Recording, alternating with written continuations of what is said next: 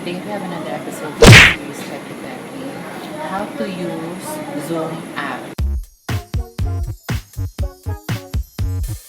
Hi, it's Nori Harmony. Welcome back to my channel. Thank you so much for watching my video.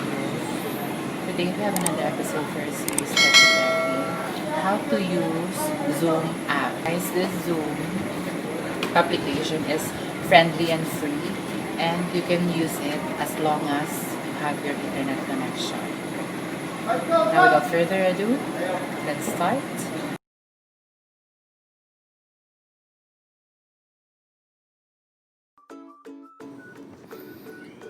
Ngayon, bago tayo pupunta dun sa Zoom na app, bago natin siya gagamitin sa cellphone, mag-register muna tayo or mag-create tayo ng account sa Zoom.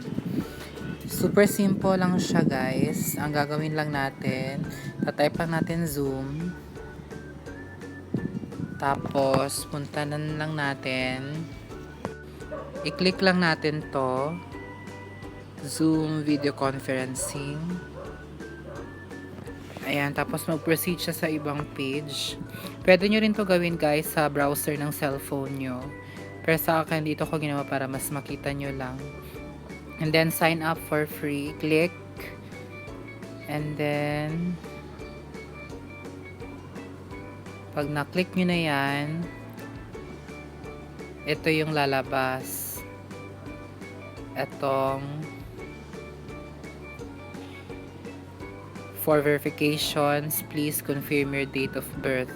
So, lagay nyo lang yung birthday nyo. Yan, February 13, 1996.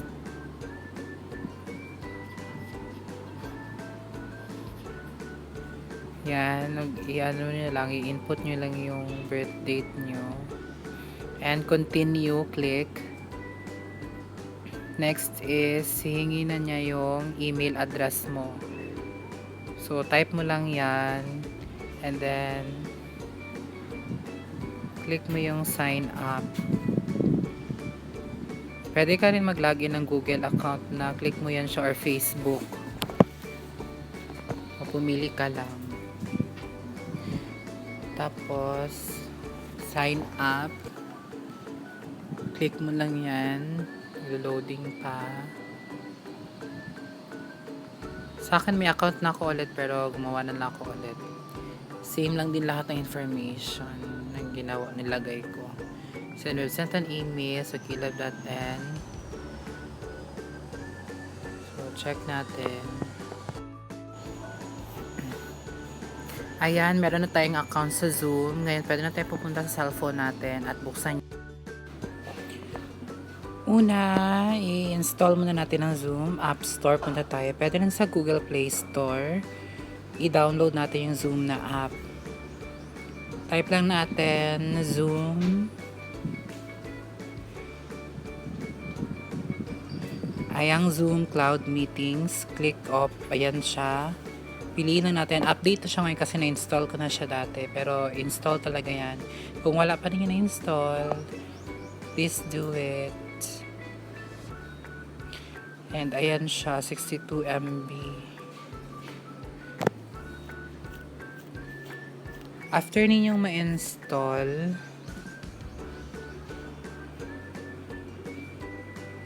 pwede na kayong pumunta sa Zoom. Tapos this time, ito yung user interface ng Zoom. Ito sa case ko, naka-login na ako. Sa pag-login nyo, gamit lang ang Google account nyo or Gmail account. As you can see, yan yung sa akin. Tapos pag nakalagin ka na sa account ng Zoom, ito na yung lalabas. Ito na yung user interface na to. Ang start button ay para sa host. Click lang natin yan. And you can start your meeting. Click mo lang din yung start meeting. Tapos, ayan, waiting pa siya. And then, yan ako. So, connecting pa siya.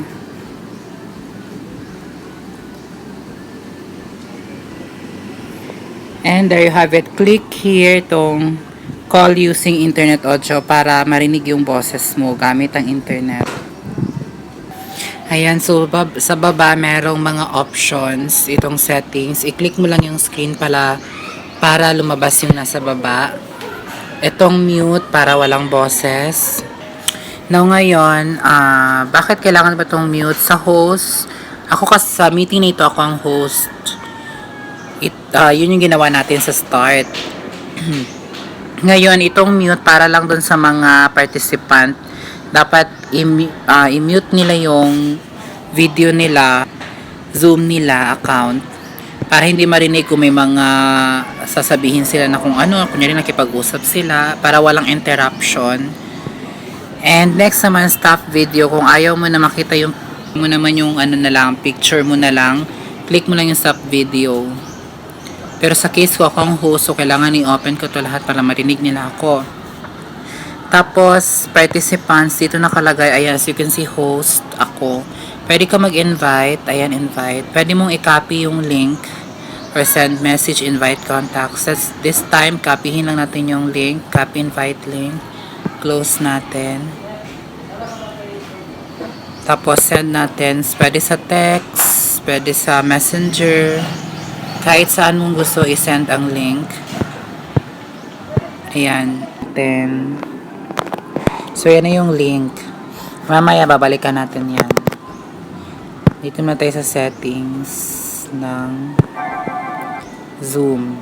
So may nakalagay dito na chat. Sa chat, pwede kang mag-chat dyan. Kunyari, hello world. Pwede ka mag-chat, tapos malalaman ng iba to everyone. Ayan, close lang natin. So, sa join meeting, ayan, click lang natin. This time, as a participant na ito na section. Ngayon, yung sinend natin kanina, babalikan natin sa message. Click lang natin yan. And ayan, ito yung meeting ID na kailangan nating i-login dito. Sa Zoom, 445